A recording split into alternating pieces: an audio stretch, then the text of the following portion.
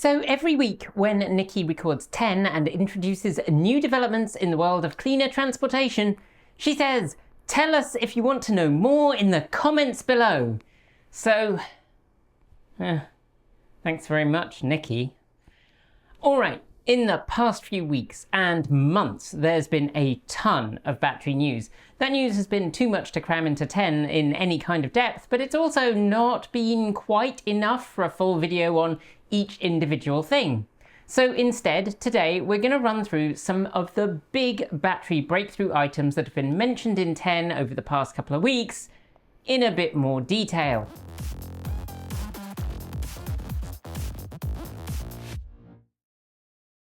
So before we get to the really recent stuff, first up, since this is a battery video, I think it's worth re-upping the battery longevity study from Geotab.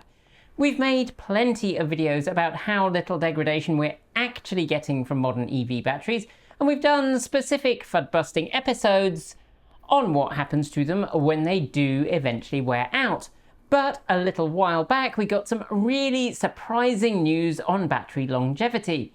Geotab, which does fleet data monitoring, updated their battery health report. And they are really positive results, because what Geotab have said is that they are seeing, on average, batteries degrade by around 1.8% per year, which means that a typical EV battery manufactured now will outlive the average lifespan of a vehicle in either the US or Europe. Although it's quite possible, and I really hope that this happens, that EVs will shift the way that we use vehicles, because unlike gasoline cars, which become increasingly unreliable and maintenance hungry as they get older, EVs hopefully won't.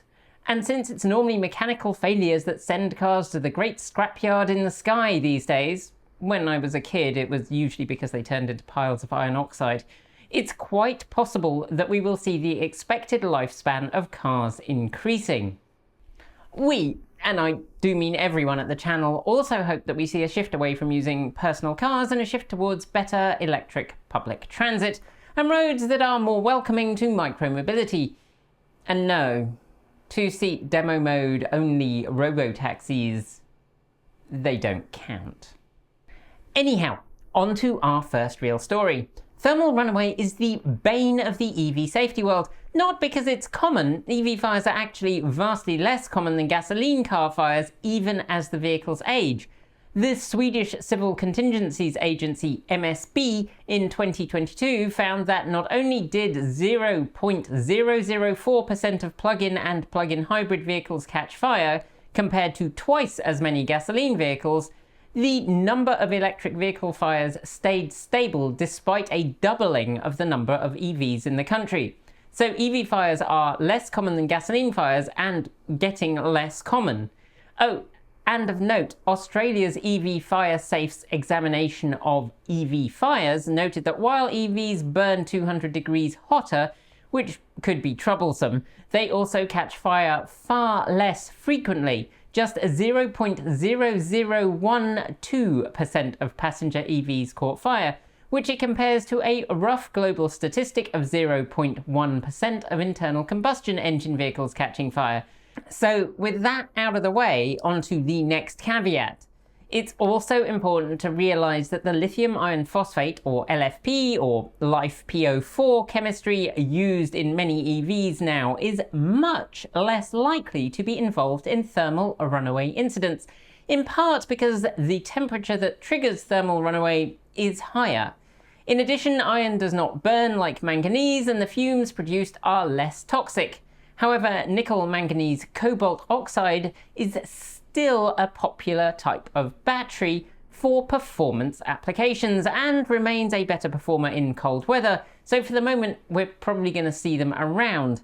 So stopping even the tiny percentage of vehicles that catch fire from doing so is something that we definitely want to be doing, and LGChem states that it has found a solution to that problem, placing a temperature-responsive safety-reinforced layer that stops current flow when the battery temperatures begin to increase, and by doing so it prevents thermal runaway events from occurring. Okay, so some of you are probably wondering how come this development has come from LGChem, which is the company that originally existed. and not from LG Energy Solutions, the spin-off company from LGChem that focuses entirely on battery manufacturing.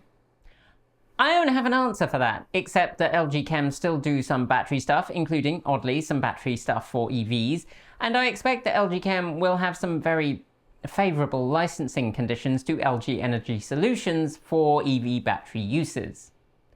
The suppression material as tested is a thin layer, just 1 micrometer thick, positioned between the cathode layer and the current collector. When the battery gets hot enough to consider doing its best impression of the USS Musashi, that's typically somewhere around 90 and 130 degrees centigrade, depending on what's going on with the battery, whether it has a photon torpedo or a large lump of road debris lodged in it. The material's electrical conductivity dramatically changes with temperature. The temperature shift causes a molecular structure change that increases its resistance by 5,000 ohms for every 1 degree C rise in temperature, effectively terminating the flow of electricity and preventing thermal runaway.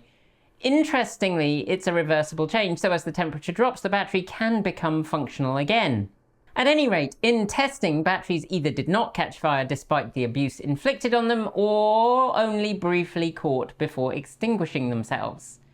Now, the next question, which our more chemically aware folks might be asking, is what impact did it have on capacity, longevity, and capabilities? Well, we've linked to the paper in the description down below because this is fairly nuanced, but the best performing variant of the suppression layer had an additive to improve current flow when the battery was functioning normally. And in that format, the volumetric energy density was effectively the same, with a capacity loss less than 1.2%. And in terms of rapid discharge performance, the performance gap between the non-safety layer batteries and the treated ones remained under 4.5%. However, I note that there was what appeared to be a slightly faster degradation in capacity in some of the results, and how that will play out over the longer term is an important question.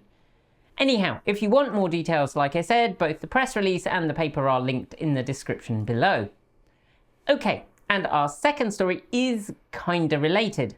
Now, as we started off by pointing out, batteries, it turns out, last much longer than we expected. Indeed, much longer than early indications may have suggested, and we've seen research before that showed that reducing the formation of dendrites, small pointy metallic formations which can reduce battery capacity or even cause fires if they manage to poke through or damage the separator layers. What is a separator? Well, it's a thing that goes in the battery to separate the anode and cathode. Those are the positive and negative connections in the battery. And to prevent them from being able to physically interact. But it's not a wall.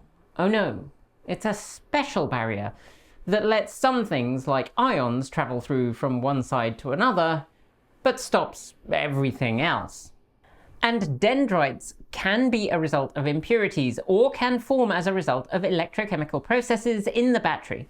So the reduction of their formation can result in improved battery life. One study that sticks in my head from a while back was the one that showed that a very brief period of rapid discharge after a full charge could actually reverse dendrite formation in some battery chemistries, which is possibly why cars that are driven a lot on freeways and thus which have had a lot of fast charging cycles don't show the level of degradation we'd otherwise expect. Anyhow, these dendrites, in addition to reducing capacity, can also cause fires, so reducing their ability to form is important both in terms of increasing EV battery longevity, but also in terms of increasing fire risk. And 24M has introduced a new separator which it states can significantly discourage the formation of dendrites, and which allows monitoring of the cell to provide early fault detection. Now, unlike LGChem's paper, which gives us a bit more information about how the safety layer works, 24M's press release is thin on information. It states that the separator uses proprietary technology to inhibit dendrite growth, then goes on to state that when tested using cells intentionally contaminated with approximately 1% stainless steel particles, the baseline cell shorted out immediately after formation, while the cell built with 24M's Impervio separator under the same conditions suppressed the stainless steel dendrite impacts, and the cell surpassed 800 cycles with a capacity retention of over 83%. which is all very impressive. However, how it will perform once we hit mass production is a question, and 24M haven't provided any more information than we have here. Alrighty then, onto our third story, which is really kind of cool, particularly for folks like me who lusted after the original Think City. So as we've talked about before, and despite whatever the whiny weirdos on the anti-EV side are saying, there are enough resources to electrify transportation. Now, whether we can do that in a way that's equitable, that doesn't entail taking and destroying tens of thousands of acres of land that should really be returned to its rightful keepers, well, that's a harder question. Because while the technology exists, the incentives to do so are, frankly, lacking. Anyhow, so while the majority of EV batteries on the market are based on nickel, manganese, cobalt oxide chemistry or lithium iron phosphate chemistry, we have also seen in the last few years the rise of sodium-ion battery chemistries, particularly in China, where the push to drive down the cost of EVs to enable more people to make the switch to electric vehicles has been intense. NMC batteries in particular require substances that are harder to get hold of and are found in rather more limited locations. Hey, what did the sodium-ion batteries say to the artisanal cobalt mines in the DRC? Na na na na, na na na na, hey, good. Nikki, what did you do to my script? However, the other challenge with sodium-ion batteries is that they still often require other elements that are expensive or in limited supply, and they are also much less energy dense than lithium chemistry. And of course, as long as a big chunk of the world is obsessed with building massive vehicles which are incredibly inefficient, we need chunkier, more powerful, more energy dense batteries to power those vehicles. But there is, however, another kind of battery that consists of nice, cheap and pretty abundant elements that might be able to help, and that is sodium sulfur. However, the problem with sodium-sulfur batteries, and the one that early Think City owners are more than familiar with, is that unlike LFP or NMC batteries which operate well around human temperature, sodium-sulfur batteries only work when they're hot. And by hot, I mean hot. I mean hot. Yeah, the Zebra battery used in those early Think Cities, it sat at around 270 to 350 degrees C, that's around 520 to 660 Fahrenheit, and had to heat back up to that temperature if you left the car unplugged and off long enough that it cooled down below that temperature, because the electrolyte became solid and it needed to remelt it. Which is both amazing and wild that it works at all, but also a staggering pain in the arse. So the exciting bit. Spanish researchers at the University of Cordoba have developed a lithium sodium sulfur battery that has survived the 2000 cycles that mean a probably working lifespan in excess of 15 years in a vehicular application. And at least as importantly, this battery functions at room temperature. Now, I'm going to be the first to admit that exploring this in depth is well beyond my 25-year-old biochemistry degree's knowledge. In fact, even when my degree was new and shiny, this would probably be in the here be dragons territory of chemistry that existed far outside the knowledge that was included in my biochemistry degree's limited inorganic chemistry education. But I'm going to do my best, and I'm sure someone will politely explain my mistakes in the comments below. So thanks to all you chemists who watch for keeping me at least honest-ish. So, in the middle of this new cell is a cathode consisting of a composite made up of sulfur and a sulfur host material. And then at one end you have an anode made of lithium, and at the other a second anode made of sodium. And the end result of that is a battery that has a much higher capacity than a traditional lithium-ion cell. Lithium-sulfur batteries provide a theoretical maximum specific capacity of 1,675 milliamp hours per gram and a theoretical specific energy of 2,600 watt-hours per kilo, which is more than 3 to 5 times the theoretical energy density supplied by conventional lithium-ion systems. To be fair, actual current energy densities sit around the 200 watt-hours per kilo, with a theoretical maximum in the mid-400 watt-hours per kilo range. The impact of that kind of a step up in energy supply and storage would be pretty wild. Now, lithium-sulfur batteries have suffered from something called the shuttle effect, which I'm not going to explain right now, in part because this isn't Chem 101, but also mostly because it makes my head hurt. The end result of that effect, though, is that sulfur becomes unavailable, decreasing the capacity of the battery, alongside which you also get corrosion of the lithium anode, again giving you more battery degradation. Oh, and it also adds to issues with self-discharge. So if that wasn't clear, all of those things are bad. And it turns out that the iron-based metallic organic framework these researchers used dramatically stabilizes the electrochemical behavior of cathodes. At least that's what I wrote in the script, but I feel that's a little intense, so let's just say it tones down that shuttle effect and the battery lasts longer. Nice. Now, this is years and years away from production, so don't all start jumping up and down demanding lithium-sulfur batteries, but know that there have been some exciting developments on that front, and we will keep you updated on how they pan out, because a substantial increase in energy density along with a cheaper, more sustainable battery is all pretty damn cool. And on the subject of increasing energy density, onto our final story, ProLogium's silicon composite anode. This is part of what ProLogium calls its lithium ceramic battery, which has pushed the cell volumetric energy density up to 749 watt-hours per litre, and its gravimetric energy density up to 321 watt-hours per kilo. It expects to nudge that number up a little higher later this year.